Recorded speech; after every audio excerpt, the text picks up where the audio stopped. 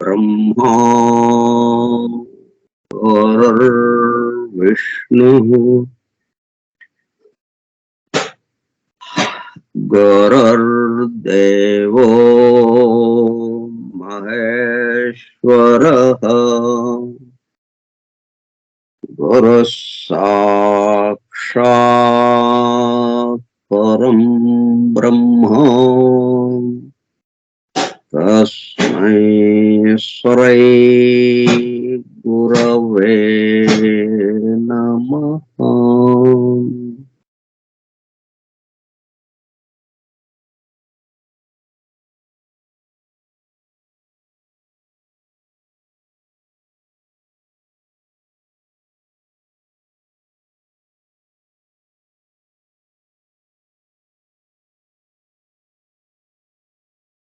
Vasudeva.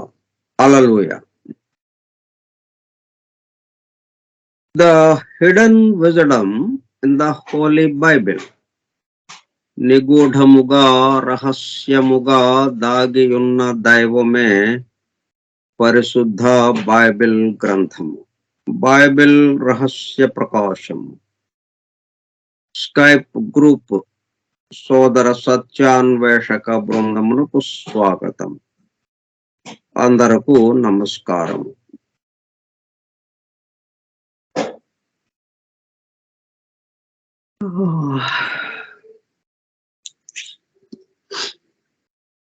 ఇప్పుడు మనకు ఒక విషయము తేటతెల్లమైంది, చాలా క్రిస్టల్ క్లియర్ గా మనకి తెలుస్తున్నది.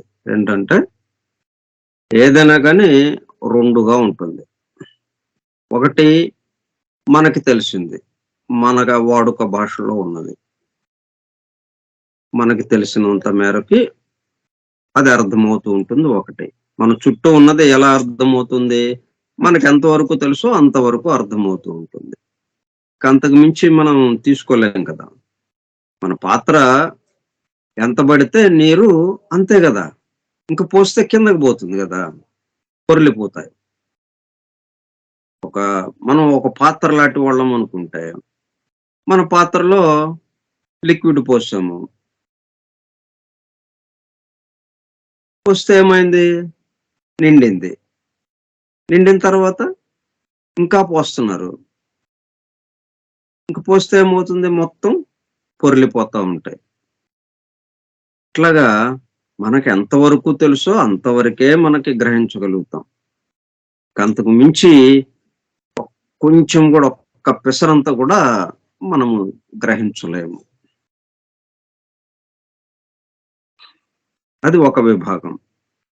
ఆ తర్వాత మరి అవతల దాంట్లో ఏముంది, మనకి తెలిసినంత వరకు అది గ్రహించాము, అంతవరకైనా ఉంది. మన ఎదురుగా ఉన్న వాటిల్లో, మనలో గాని మన ఎదురుగా ఉన్న వాటిల్లో గాని, మనము గాని ఈ సృష్టి సమస్తము గాని మనకి ఎంతవరకు తెలుస్తుందో అంతవరకైనా ఉంది. ఇక లేదా మనకి తెలియనంత మాత్రాన ఇంకా ఏమి అంతవరకే ఉండి ఆగిపోయిందా? లేదు కదా. మనకి తెలియనంత మాత్రాన మనకి తెలిసినంత వరకే అన్నది లేదు, మనం తెలుసుకోవాలి. ఇప్పుడు ఇంతకు ముందు టెలిస్కోప్ తో మనం చూస్తే కొంత దూరం వరకు కనిపించింది, కాబట్టి ఇంతవరకే ఉన్నాయి, ఈ నక్షత్రాలే ఉన్నాయి, ఈ గ్రహాలే ఉన్నాయి. ఎందుకంటే మనకి ఎంతవరకు కనబడుతున్నాయి అంతవరకే ఉందండి, ఆ తర్వాత లేవు అని మనం స్టేట్మెంట్ ఇస్తే కుదరదు కదా. మళ్ళీ జేమ్స్ వెబ్ టెలిస్కోప్ తెచ్చేసాము, బ్రహ్మాండంగా ఇప్పుడు ఎంతవరకు చూసామో అంతకి డబల్ దూరం, రెండింతల దూరం చూడగలుగుతున్నాం. ఇప్పుడు ఇంకా ఎన్నెన్నో కనిపిస్తున్నాయి. అంటే మన పాత్ర పెద్దదైతే, మన పాత్ర విశాలంగా ఉంటే ఆ గ్రహించే శక్తి విశాలంగా అవుతూ ఉంటుంది. కాబట్టి ఇక్కడ మనము 2 విషయాలు ఉన్నాయి. ఒకటి, మనం ఎంతవరకు అర్థం చేసుకోగలుగుతామో అంతవరకే మనకు తెలుస్తుంది. మన చుట్టూ ఉన్న వాటి గురించి గాని, ఏదైనా మన గురించైనా, మన చుట్టూ ఉన్న వాటి గురించైనా మనకు తెలిసేది మనకు ఎంతవరకు తెలుసో అంతవరకే. అంతకు మించి తెలియదు. మరి అంతవరకే ఉందా? మరి జేమ్స్ టెలిస్కోప్ తెచ్చాము. వెబ్ టెలిస్కోప్ లేటెస్ట్‌గా అత్యంత ఆధునికమైనది. సుదూర ప్రాంతాలని మనకి చూపించగలిగినది. దాంతో చూస్తుంటే మరి ఎన్నెన్ని కనిపిస్తున్నాయి. అంటే అవి ఉన్నాయి గదా! ఉన్నాయి గానీ మనకు తెలియటం లేదు. ఇంతకుముందు తెలియలే మనకి. అది చూసే పరికరం మన దగ్గర లేదు. మనం దానంత స్థాయికి మనం ఎదగలేదు. అందువల్ల మనకి కనపడలేదు, లేదనుకున్నాం. మనం ఎప్పుడైతే ఆ స్థాయికి ఎదిగామో, వికాసం చెందామో, దానికి తగిన విధంగా మనము ఆ టెలిస్కోప్‌ని అమర్చుకున్నాము, ఆ పరికరాన్ని. దాంతో ఇప్పుడు ఇంకా ఎక్కువ సుదూర ప్రాంతాలను చూడగలుగుతున్నాం, గ్రహించగలుగుతున్నాం. అంటే మన గ్రహింపు దేని మీద ఆధారపడి ఉంటుంది? మన యొక్క వికాసం మీద ఆధారపడి ఉంటుంది. అంతేగాని అవతల వాటి మీద ఆధారపడి కాదు. అవతల పూర్తిగా ఉందక్కడ. కానీ అక్కడ బిందె నిండా నీళ్లున్నాయి. కానీ మనది పాత్రేమో చిన్నది. అందువల్ల బిందె నీళ్లు మనకు పట్టవు. అది పూర్తిగా అర్థమవ్వాలంటే ఆ బిందెడు నీళ్లు మనకు పట్టాలి. మనం దానికి సరిపోయేటట్టుగా ఉండాలి. అప్పుడు అది అర్థమవుతుంది. అట్లా లేదు మనకి దగ్గర. కాబట్టి ఒక విషయం మనకు క్లియర్ అయింది. మనకి తెలిసేదంతా ఎక్కడి వరకైనా వెళ్ళండి. బ్రహ్మ దాకా వెళ్ళండి. బ్రహ్మకైనా తనకు తెలిసినంత వరకే. అంటే అంతకు మించి ఉన్నది. ఎందుకంటే మనమందరము సృష్టింపబడ్డ వాళ్ళం కాబట్టి సృష్టించిన వాడికన్నా తక్కువగానే ఉంటాము. సృష్టించిన వాడితో ఇప్పుడు మనకి ఎందుకని మరి సృష్టింపబడ్డ వాడికన్నా తక్కువగా ఉంటాము?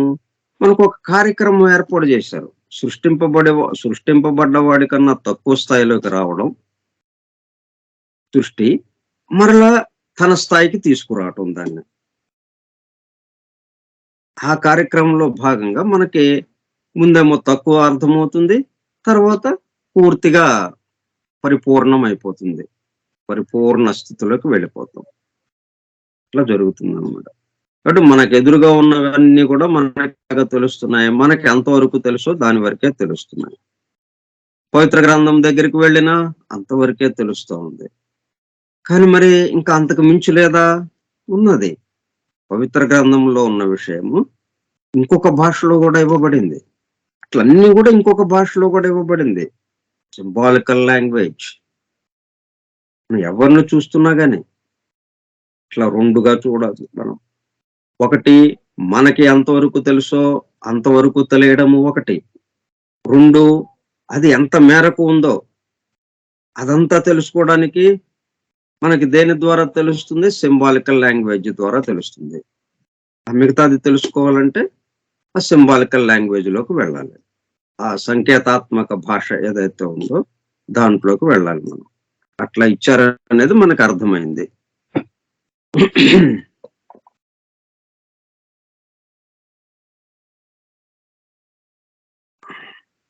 ఇట్లా ప్రతిదీ కూడా సింబల్స్, ఎనాలజీస్ అండ్ పారాబుల్స్ తో ఈ పవిత్ర గ్రంథం అంతా తయారైంది. ఈ సృష్టి అంతా అలాగే తయారైంది. మనం పవిత్ర గ్రంథం గురించి చెప్పుకుంటున్నాం ఇక్కడ. ఇదే విషయము మన సృష్టికి కూడా అన్వయించుకోవటమే. మన ఎదురుగా ఉన్న వ్యక్తికి అన్వయించుకోవటమే. మన ఎదురుగా ఉన్న టేబుల్కి అన్వయించుకోవటమే. మన ఎదురుగా ఉన్న పుస్తకం చూసి కదా మనం చదువుతున్నాము. ఈ పుస్తకంలో ఉన్న విషయం చదివి దాంట్లోనే అర్థం ఏంటి, అంతరార్థం ఏంటని మనం చెప్పుకుంటున్నాము. ఈ పుస్తకాన్ని కూడా అట్లాగే, ఈ పుస్తకానికి కూడా అన్వయించటమే దాన్ని. పుస్తకం మనకి ఎంతవరకు తెలుస్తుంది? మనకి ఎంత తెలిసిందో అంతవరకు తెలుస్తుంది ఈ గ్రంథం. ఈ గ్రంథం యొక్క పూర్ణ రూపం మనకు తెలియటం లేదు. పూర్ణ రూపం తెలియాలి అంటే ఆ సింబాలికల్ లాంగ్వేజ్ లోకి వెళ్ళాలి. సింబాలికల్ లాంగ్వేజ్ లోకి వెళ్ళాలి అంటే మనము దాని పట్ల, అంటే ఇదొకటి ఉన్నది, ఇది 2 భాషలతో రాయబడి ఉన్నది ఇవన్నీ. ఈ గ్రంథాలు గాని, ఈ జీవులు గాని, ఈ సృష్టిలోని సమస్తము ప్రతి అణువణువు గూడా 2 భాషల్లో వ్రాయబడి ఉన్నది. అట్లాగా అన్వయించుకోవాలి మనం. ఈ ఒక్క గ్రంథంలోనే కాదు.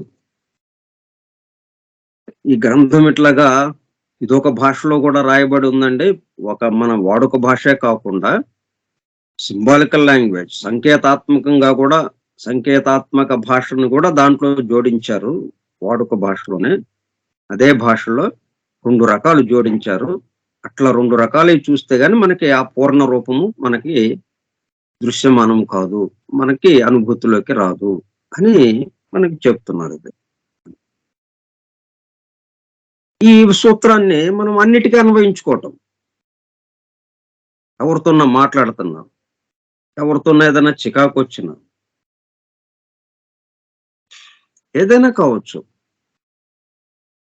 2 భాషల్లో ఉంది. మనము ఒక భాష వరకే మనకి తెలుసు గాబట్టి దాన్ని తెలుసుకుంటున్నాం. ఇది ఇట్లాగుందని అనుకుంటున్నాం. కానీ ఇంకో వైపు చూడాలి. మనం బాలకృష్ణ డైలాగ్ ఉంది గదా! ఇంకో వైపుకు చూడకు అని అంటుంటాడు. చూస్తే మషయిపోతారు అన్నట్టుగా అది ఇది అన్నట్టుగా అంటాడు. అంటే మనం అనేకత్వం నుంచి ఏకత్వానికి వస్తాం ఇంకోవైపు చూస్తే. అది వాడి ఉద్దేశ్యం. ఆ డైలాగ్ చెప్పడంలో ఇంకో వైపుకు చూడకు చూసావా మషయిపోతావు అన్నట్టుగా చెప్తాడు. అంటే ఏకత్వంలోకి వచ్చేస్తావు అనేకత్వంలోకి అన్నట్టుగా అన్నమాట. ఇట్లా ముందు ఇక్కడ పవిత్ర గ్రంథాల దగ్గరికి వచ్చాం కాబట్టి దీని దగ్గర ఇది. అట్లాగే మనము బయటకొచ్చాము. ఒక గంట సేపు మాట్లాడుకున్నాం, బయటకొచ్చాం. ఎవరితోనో మాట్లాడుతున్నాం. అప్పుడు కూడా అవతల వాళ్ళు మనకి ఎలాగా తెలుస్తున్నారు? మనకి తెలిసినంత వరకు. మరి ఇంకా అంతటితో లేదు గదా! అంతటితో ఆగిపోలేదు అతను. మనకి ఎంతవరకు తెలుసో అంతవరకే కాదు అతను అక్కడ ఉన్నది. దైవ స్వరూపం అక్కడ ఉన్నది. కాబట్టి ఆ మిగతాది తెలుసుకోవాలి అంటే సింబాలికల్ లాంగ్వేజ్‌లో ఉంది అతనిది వ్యవహారం మొత్తం. మిగతా వ్యవహారం అంతా. సంకేతాత్మకంగా ఉంది. దాన్ని గూడా చూస్తే అప్పుడు దాన్ని గూడా కలుపుకొని మనము ఆయనతో మాట్లాడితే అట్లాగే మనం గూడా సింబాలికల్ లాంగ్వేజ్‌తో ఉన్నాం. మనం గూడా 2 భాషలతో ఉన్నాం. మన చుట్టూ ఉండటమే కాదు. చూసేవాడివైనటువంటి మనం గూడా అంతే. మన చుట్టూ ఉన్నదే అంతే. అప్పుడేమవుతుంది? మనకి తెలిసింది అవతల వాడికి అవతల వాడి గురించి మనకెంత తెలుసో అది అక్కడికి ఇక్కడికి సరిపోయింది. మిగతాది మనం ఎట్లాగైతే సంకేతాత్మక భాషతో ఉన్నామో, సంకేతాత్మక భాషకి సంబంధించిన వాళ్ళమో, అట్లాగే అవతల కూడా సంకేతాత్మక భాషకి సంబంధించిన వాళ్ళం. అప్పుడు ఆ 2 కూడా పరిపూర్ణం అయిపోతే ఇద్దరం కలిసి ఒకే ఒక దానికి సంబంధించిన వాళ్ళం అనేది అర్థమైపోతుంది. అట్లా మనం ఇతరులతో వ్యవహరించేటప్పుడు కూడా మనము ఈ దైవ భావాన్ని, ఏకత్వ భావాన్ని మనము అనుభూతి చెందొచ్చు. వాడితో మాట్లాడుతూనే ఉంటాం. వాడితో వ్యవహారాలు చేస్తూనే ఉంటాం. మనకేదైనా వ్యతిరేకంగా ఉంటే వాడిని కోప్పడతాం, తిడతాం, విసుక్కుంటాం, అయితే ప్రేమగా మాట్లాడతాం, అన్ని రకాలు చేస్తాం. కానీ అవన్నీ మించి మన ఇద్దరి స్వరూపం మనిద్దరము ఒకటే. మన ఇద్దరి స్వరూపాలు ఒకటే. ఒకటిలోనే మనం ఉన్నాము అన్న భావన మనం అనుభూతి చెందుతూ ఇవన్నీ చేస్తూ ఉండొచ్చు. ఇవి ఎంతకాలం ఉంటాయి? క్రమక్రమంగా అవి కనుమరుగైపోతాయి. ఇక ప్రేమ తప్ప ఇంకొకటి ఉండదు. ఇంకా చిట్ట చివరికి ఏమైపోతుంది? ప్రేమ. ఎందుకంటే ఆ రెండో దాంతోనే మనకి తెలిసిందంతా ఇక ఏమైపోయింది? ఆ సగం సగం తెలిసింది పూర్తిగా మారిపోయి ఇదంతా ఏదైతే ఉందో ఒకటే ఒకటి సంబంధించింది. ఆ సింబాలికల్ లాంగ్వేజ్ అనే రెండో భాషలో ఏదైతే రాస్తుందని అన్నామో ఇంకదే ప్రాముఖ్యత వహిస్తుంది. ఇక మొత్తానికి సంబంధించి అదే మనం అన్వయించుకోవటం జరుగుతుంది. దాంట్లో ఏంటి? ఏకత్వ భావన. ఈ మనకి తెలిసినంత వరకు అన్న భాగం ఈ భాగంలో ఏముంది? ఇది అనేకత్వ భావన. మనకి ఎంతవరకు తెలుసయ్యా? అనేకత్వ భావన వరకే మనకు తెలుసు. మనకు తెలిసినంత వరకే మనం ఇతరులతో వ్యవహరిస్తున్నాము. ఆ అనేకత్వ భావనతోనే. ఒకళ్ళకొకళ్ళు సంబంధం లేనట్టుగానే. ఎప్పుడైతే ఈ సింబాలికల్ లాంగ్వేజ్ ఇంకొక భాషతో గూడా ఉందిది అని అనుకుంటున్నాం గదా! 2 భాషలతో కలిపి ఉన్నదిది. ఏది మనం చూస్తున్నా గాని 2 భాషలు కలిసి ఉన్నది. ఆ రెండో భాషను గూడా ఇక్కడ అన్వయించుకుంటే అప్పుడేమైంది దైవతత్వం అక్కడ నిలబడింది. దాంతో మనం గూడా దైవతత్వం అప్రయత్నంగా ఇద్దరము ఒకేసారి ప్రతిబింబము మారుతా ఉంది. ప్రతిబింబం భలే మారుతా ఉందే! రంగులు రంగులు మారిపోతున్నాయి. అంటే ఆ ప్రతిబింబాన్ని చూస్తూ అనుకుంటున్నాం మనం. ఇంతకుముందు మురికి మురికిగా, నల్లగా, భయంకరంగా ఉన్న ఆకారం కాస్త చక్కగా, సుకుమారంగా, చాలా సౌందర్యవంతంగా బాగా తయారైపోయిందే ఆ ప్రతిబింబము అని ఆశ్చర్యపోతున్నాం మనం. కానీ ఇది ఎక్కడిది? దేని ప్రతిబింబం అది? మన ప్రతిబింబం. అంటే మనం మారిపోయాం. మన యొక్క ఆ తెలుసుకునేది ఏదైతే ఉందో, ఎంతవరకు తెలిసిందో, అదంతా మొత్తం పూర్ణానికి సంబంధించిన విషయంగా దేవభావంలోకెళ్ళిపోయాం. ఏకత్వ భావంలోకెళ్ళిపోయాం. అదే అక్కడ ప్రతిబింబంలో ప్రతిఫలిస్తోంది. మనలో ఏదైతే మార్పులు, చేర్పులు వస్తున్నాయో, దానికి అనుగుణంగా అద్దంలో గూడా మార్పులు, చేర్పులు వస్తున్నాయి.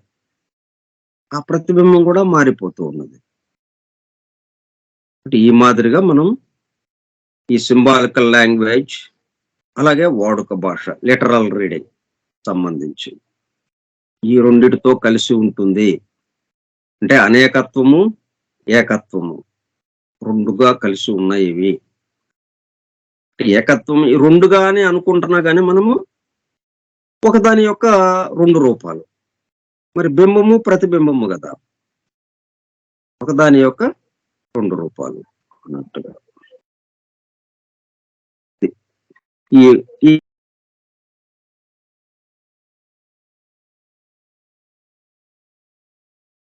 ఈ విషయం చెప్పడం కూడా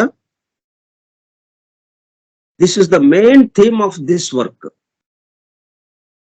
అంటే అక్కడ ఏదైతే ఇచ్చారో సింబాలికల్ లాంగ్వేజ్‌గా. మనకి తెలిసింది చెప్పాల్సిన అవసరం లేదు గదా! మనము పవిత్ర గ్రంథాన్ని ఎలాగో చదువుతున్నామో అవన్నీ మనకు తెలుసు. అంటే మనకెంత వరకు తెలుసో అవన్నీ ఇంకొకడు చెప్పే పని లేదు. కాబట్టి వాటి జోలికి వెళ్ళటం లేదు ఈ గ్రంథంలో. మనం ఏదైతే అధ్యయనం చేస్తున్నామో the hidden wisdom in the Holi Bible. అందుకనే బాహ్యంగా ఉన్న విషయాలు చెప్పడానికి ఈ గ్రంథం ఇవ్వలా మనకి.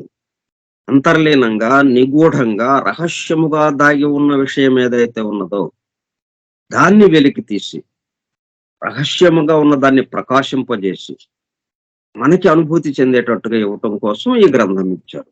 ఇది. ఈ గ్రంథము ఇవ్వటంలో ఉద్దేశ్యం ఏంటి? ఈ గ్రంథంలో ఉన్న విషయం ఏంటి? Main theme of this work. These allegories are said to preserve for posterity.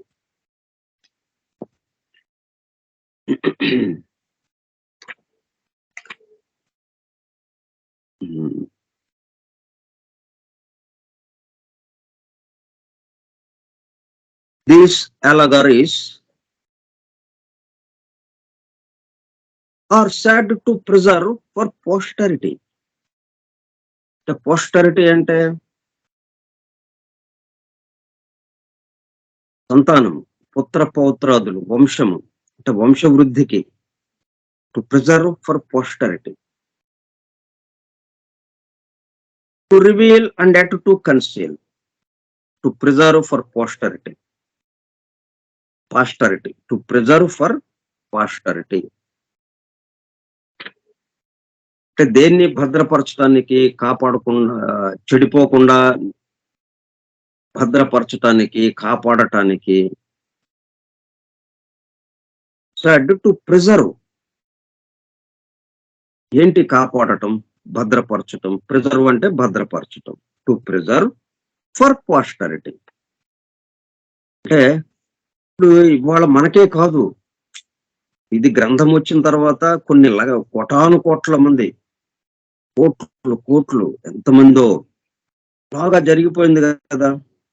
వాళ్ళందరికీ ఉపయోగపడేటట్టుగా భద్రపరచబడింది ఇది. ఈ పవిత్ర గ్రంథము ఎట్లాగా వ్రాయబడింది,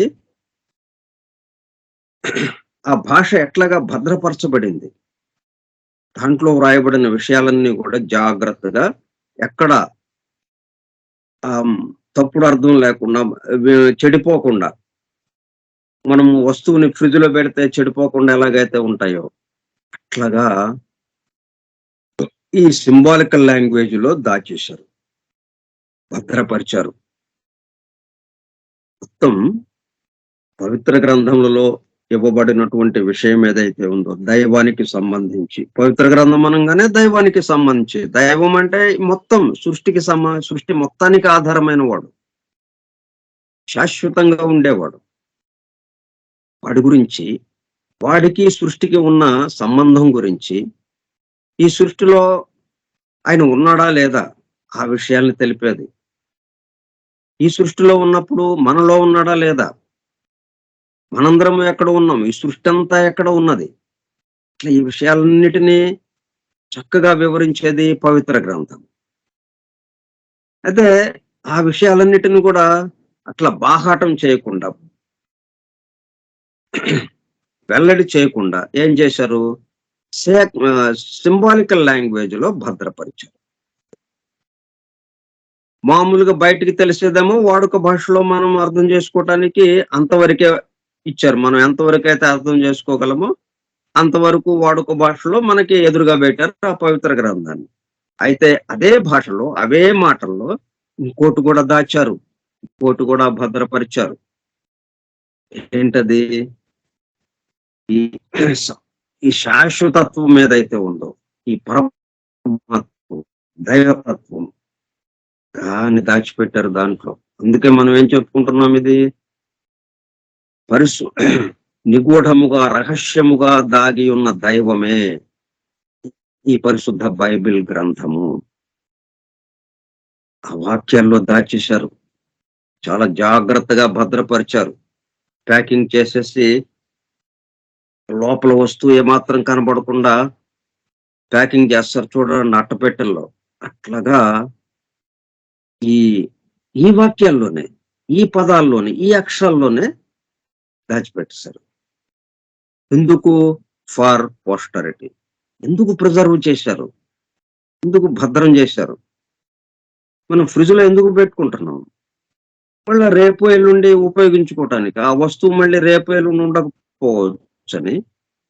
ఇప్పుడు అమెరికాలో నెలకి సరిపోయేను తెచ్చేసుకొని ఫ్రిడ్జుల్లో పెట్టేసుకోవడం అన్నట్టుగా ఉంటుంది. ఎప్పుడు పెడితే అప్పుడు దొరకవు కాబట్టి. సరే అదంటే వాళ్ళకి అది సరిపోయింది. అక్కడ వాతావరణానికి సరిపోయిందది. మన వాతావరణానికి ఏంటంటే ఫ్రిడ్జ్‌లు కొంచెం వ్యతిరేకమైనది. సరే అందరం వాడుతున్నాం కాబట్టి ఇక దాన్నేం చేయలేం మనం.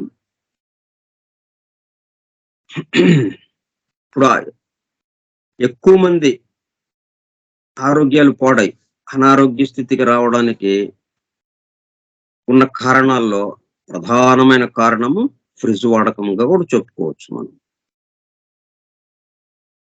సరే అట్లా ప్రిజర్వ్ చేయటం అనేది జరిగింది.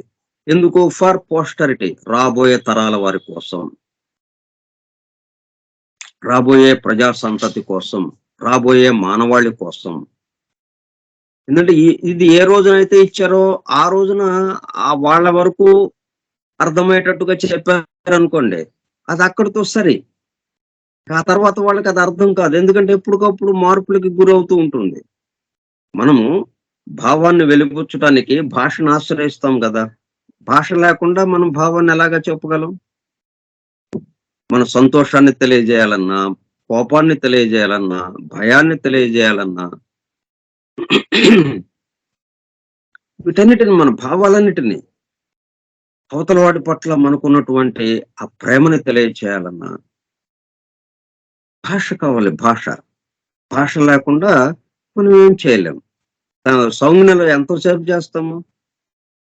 సైగలు, మోగవాడు ఎంత బాధపడుతుంటాడు తన భావాన్ని బయటకు వెలిబుచ్చలేక ఎన్నెన్నో రకాలుగా సైగలు చేస్తాడు. మనిషి అంతా ఊగిపోతాడు. అటు తిరుగుతాడు, ఇటు తిరుగుతాడు, అటు వంగుతాడు, ముఖం అటు ఇటు తిప్పుతాడు, ముఖాన్ని చాలా తీవ్రంగా. ఎందుకంటే ఆ భావాన్ని తెలియచేయాలంటే మాట లేదు, భాష లేదు అతని దగ్గర. మాట్లాడడానికి మోగవాడు, నోరు లేదు. దాంతో సైగల ద్వారానే చెప్పాలి. కాబట్టి మనకి వ్యక్తీకరించడానికి భాష అవసరం. అందుకని ఆ భాషలో ఇచ్చారు వాళ్ళు పవిత్ర గ్రంథాన్ని. సైగలుగా ఇస్తే ఇంకా మనం కష్టతరం అయ్యేది కదా. భాష ఇచ్చారు, బాగుంది. అయితే ఆ రోజుల్లో ఇది ఎప్పుడైతే మానవాళికి అందుబాటులోకి వచ్చిందో ఈ గ్రంథాలు, ఈ పవిత్ర గ్రంథాలు, ఆ రోజున ఉన్నటువంటి భాషకి సంబంధించి ఆ భాషలో గనక ఇచ్చి ఉంటే ఇక ఆ తర్వాత భాషలు మార్పులు వస్తా ఉంటాయి కదా. మనకి మన చిన్నప్పటికి ఇప్పటికే భాషల్లో ఎంతో మార్పు వచ్చింది. సరే, ఈ వాడుక భాష అని గ్రాంధికం నుంచి వాడుకలోకి వచ్చేసాము. వాడుకలో నుంచి ఇతర భాషల పదాలను కూడా కలిపేసేసి కలగలిపి అన్ని ఈ భాషకి సంబంధించినవి అన్నంతగా కలిసిపోయినాయి. రెడీ అయ్యారా అని అంటాం. రెడీ అవ్వడం ఏంటి?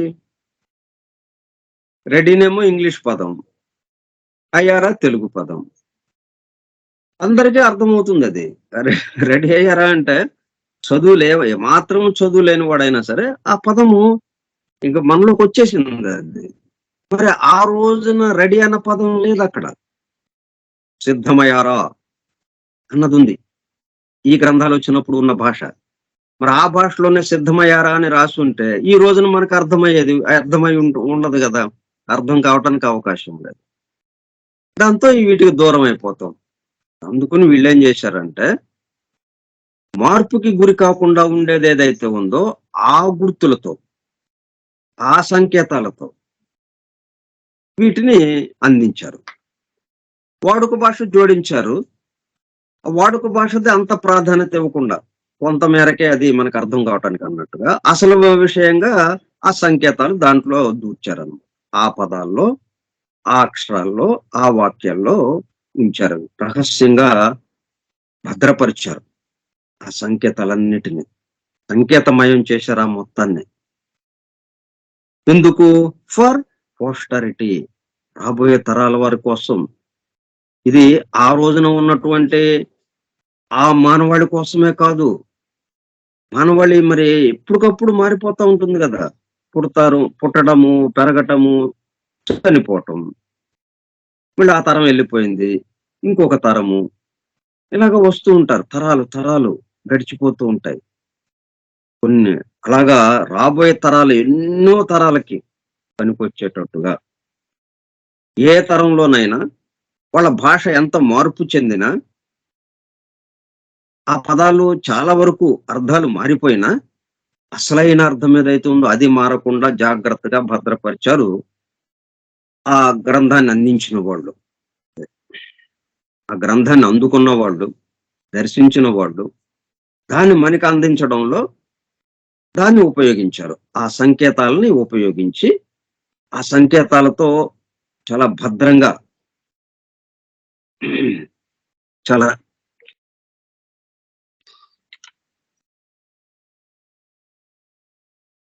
కాపాడుతూ, భద్రపరుస్తూ అది పాడవకుండా చేశారన్నమాట.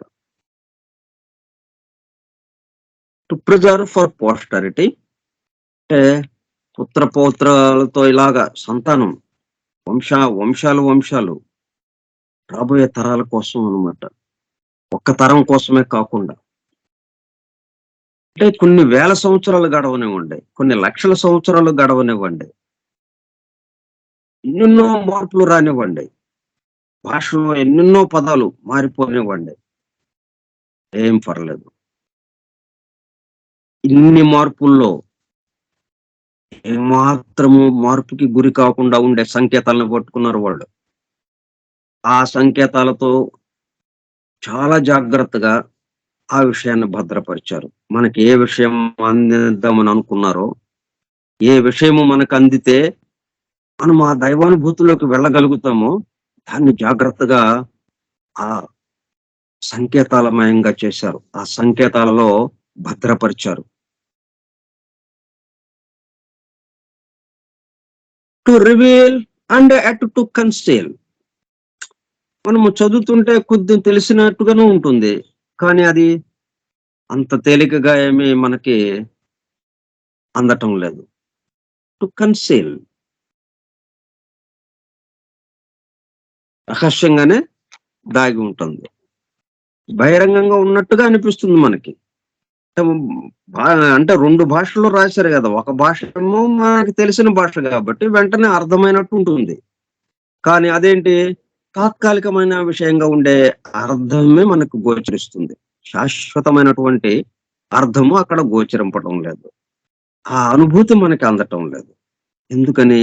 అలాగా ఆ సంకేతాలతో భద్రపరిచారు. కాబట్టి సంకేతాల దగ్గరికి వెళ్లి సింబల్స్, అనాలజీస్ అండ్ పారబుల్స్, ఇట్లా వీటి దగ్గరికి వెళ్లి వాటి నుంచి మనము జాగ్రత్తగా వివరించుకుంటే కానీ అప్పుడది మనకి అందుబాటులోకి రాదు.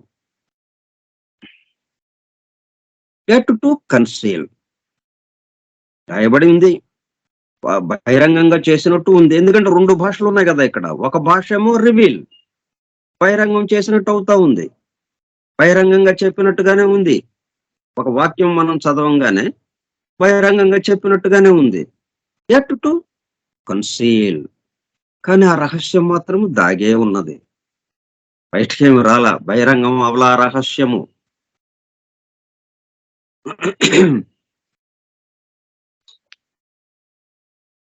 దేవుడు ఆదియందు భూమి ఆకాశములను సృజించెను. ఇది మనకు మామూలుగా బహిరంగం అయిందేంటి? ఆయన అంతకుముందే లేనిది భూమిని, అంటే భూమి, ఆకాశాన్ని సృష్టించాడు అనంటే అర్థం ఏంటి? అంతకుముందు లేదనేగా. అయితే మనమేంటి, అంతకుముందు లేదు గాబట్టి కొత్తగా సృష్టించాడు అన్న దాంట్లోకి రాము మనం. మనం నేరుగా ఎటువైపొచ్చేస్తాం? ఇది తయారు జేశాడు. ఆ! తయారైంది. ఆ తర్వాత ఏం జేశాడు? అనంటాం. అంతకు ముందు విషయమేంటి? అసలు ఈయనెక్కడున్నాడు? అంతకు ముందు విషయానికి వెళితే గాని మనకు ఆ విషయం అర్థం గాదు. అది అక్కడ సంకేతంగా, రహస్యముగా, రహస్య గర్భితముగా ఉంచారనమాట. ఇక్కడ మనం ప్రశ్నించుకోవాలి జాగ్రత్తగా. అప్పుడు ఆ సంకేతం విడిపడుతుంది. దాంట్లో ఉన్న రహస్యము మనకి బోధపడుతుంది. భూమి ఆకాశములను సృజించెను. భూమిని, ఆకాశాన్ని సృష్టించాడు. తయారు చేశాడు. భూమిని, ఆకాశాన్ని తయారు చేశాడు. ఎందుకంటే సృష్టి నడవాలి అంటే ఈ చోటు గావాలి. అది ఆకాశము. ఈ చోటులో మళ్ళీ నేల గావాలి. అంటే ఒక స్టేజ్ గావాలి గదా! మనం డాన్స్ వేయడానికో, నాటకం ఆడటానికి ఒక స్టేజి కావాలి. ఒక వేదిక కావాలి. అది భూమి తయారు చేశాడు. అయిపోయింది. ఇక ఇప్పుడేంటి అని ముందుకు వెళ్తాం. ఇది ఎట్లాగొచ్చిందసలు? అంటే అంతకుముందు లేదా ఇది? ఇప్పుడు సృష్టించాడు అని అంటున్నారు. అంటే అంతకుముందు ఉందా లేదా అది? ఆ ప్రశ్నలోకి వెళ్ళాలి. తర్వాత ఇది ఎట్లాగో సృష్టించారు మరి? అంతకుముందు లేదు. చోటు లేదు. ఈ భూమి లేదు. ఏమీ లేని చోట ఎట్లాగా వచ్చిందిది?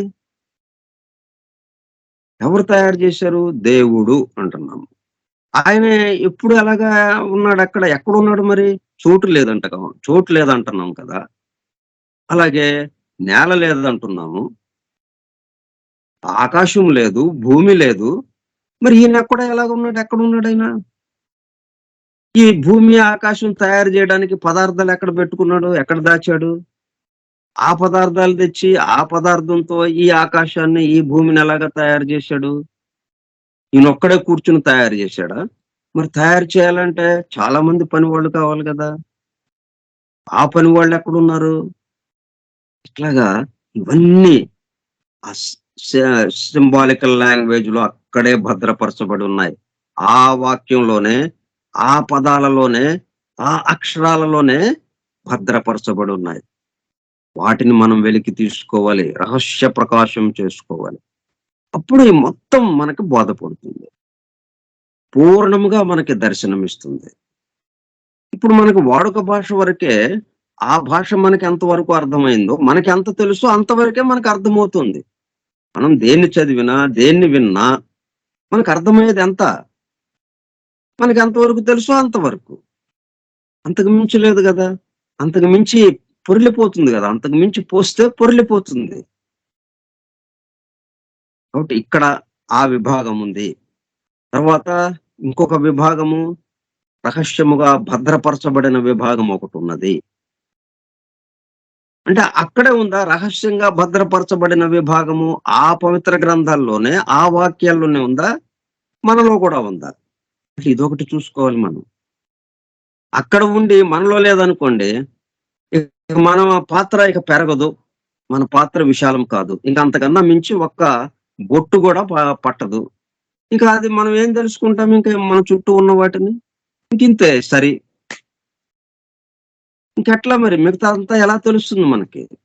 మన పాత్ర పెరిగితే గాని, పెద్ద విశాలంగా అయితే గాని, మిగతాయి గూడా దాంట్లో పట్టవు మరి. అంటే అర్థమేంటి? మనలో గూడా ఆ రహస్యముగా ఉన్నటువంటి, ఆ సంకేతాలతో ఉన్నటువంటి ఆ భాష గూడా మనలో ఉంది. మనది గూడా ఆ భాషలోనే వ్రాయబడింది.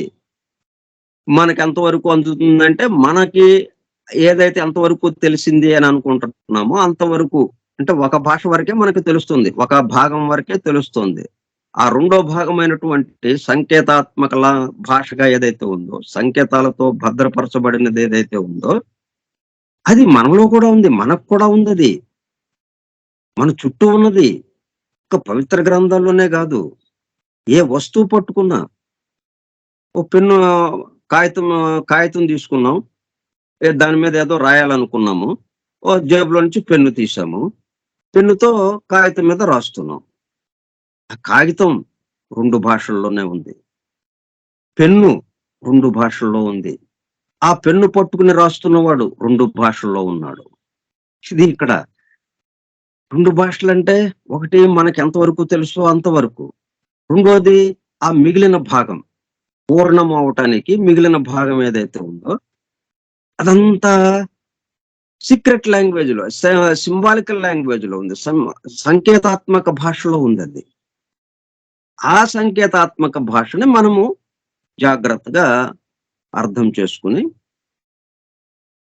దాన్ని ఆ సంకేతాలతో ఉన్నటువంటి చాలా జాగ్రత్తగా భద్రపరిచారు దాన్ని. ఎందుకంటే ఎవరు ఎప్పుడైనా, ఎక్కడైనా చదువుకోవచ్చు అన్నదానికి వీలుగా. కాబట్టి ఇప్పుడు మనం చదువుకోవచ్చు. ఈ గ్రంథాలిచ్చి కొన్ని వేల లక్షల సంవత్సరాలవ్వచ్చు. కానీ ఆ లక్షల సంవత్సరాల తర్వాత ఎన్నో మార్పులకి గురైన తర్వాత గూడా మళ్ళీ మన ఎదురుగా అది నిలబడి ఉన్నది. ఏ మార్పు లేనటువంటిది ఏదైతే ఉందో, ఈ మార్పులన్నిటికీ ఆధారమై మార్పు లేకుండా ఉన్నది, శాశ్వతంగా ఉన్నది ఏదైతే ఉందో, ఆ తత్వము అక్కడ ఉంది. తెలుసుకోవడానికి మన దగ్గర ఉంది. అక్కడ విచ్చుకుంటుంది. అదే సమయంలో మనలో విచ్చుకుంటుంది, అక్కడ విచ్చుకుంటుంది. ప్రతిబింబము మార్పులకు గురవుతా ఉంది అనంటే అర్థమేంటి? ప్రతిబింబము క్రమక్రమంగా పూర్ణముగా అయిపోయింది. వెలుగుతో నిండిపోయిందది. అబ్బా! ఎంత గొప్పగా ఉంది ఇప్పుడు ప్రతిబింబము. మన అద్దంలో చూసుకుంటూ మనం అంటాం. కానీ అదంతా ఎక్కడిదిది? దానికి ఎదురుగా ఉన్న అద్దంలో ఏదైతే కనిపిస్తుందో దానికి ఎదురుగా ఉన్నదే గదా! అద్దంలో కనపడేది.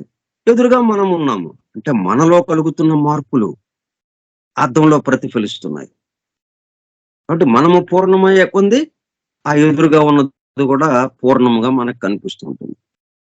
అంటే ఇప్పుడు మనం ఈ గ్రంథ అధ్యయనం ద్వారా ఏం జరుగుతోంది? మనము పూర్ణమవుతున్నాం. మనలో పూర్తి వికాసం జరుగుతూ ఉన్నది. ఆ వికాసానికి అనుగుణంగా మనకెదురుగా ఉన్నటువంటి ఆ గ్రంథాల్లోని విషయము వికాసం చెందినట్టుగా కనిపిస్తూ ఉంది. మనకు అర్థమవుతున్నట్టుగా కనిపిస్తూ ఉంది. ఇక క్రమక్రమంగా అనుభూతిలోకి వెళ్ళిపోతున్నాం. ఇక్కడ జరుగుతూ ఉన్నదన్నమాట. ఇట్లా జరగటం కోసమే వాళ్ళు జాగ్రత్తగా భద్రపరిచి దేంట్లో భద్రపరిచారు? సింబాలికల్ లాంగ్వేజ్‌లో. ఎవరి కోసం? To preserve for పోస్టరిటీ. ఎవరి కోసం? ఈ మొత్తం సమస్త మానవాళి కోసం తరతరాలు, ఎన్ని తరాలు గడిచినా గాని, ఎన్ని యుగాలు గడిచినా గాని, ఎవరైనా గాని ఇది చదువుకోవటానికి. ఆ చదువుకోవటం ద్వారా ఆ దైవానుభూతిలోకి వెళ్ళటానికి అట్లాగే ఇవ్వబడిందనమాట. మిగతా విషయాలు మనం రేపు చెప్పుకుందాం. స్వస్తి ప్రజాభ్యః పరిపాలయంతాం న్యాయేణ మార్గేణ మహిం మహిషాః గోబ్రాహ్మణేభ్యః శుభమస్తు నిత్యం. లోకా సమస్తా సుఖినో భవంతు. లోకా సమస్తా సుఖినో భవంతు. లోకా సమస్తా సుఖినో భవంతు. ఓం శాంతి శాంతి శాంతి. ఓపికగా ఉన్నటువంటి సోదర సత్యాన్వేషక బృందములకు ధన్యవాదములు. Thank you all. Vasudeva. Hallelujah.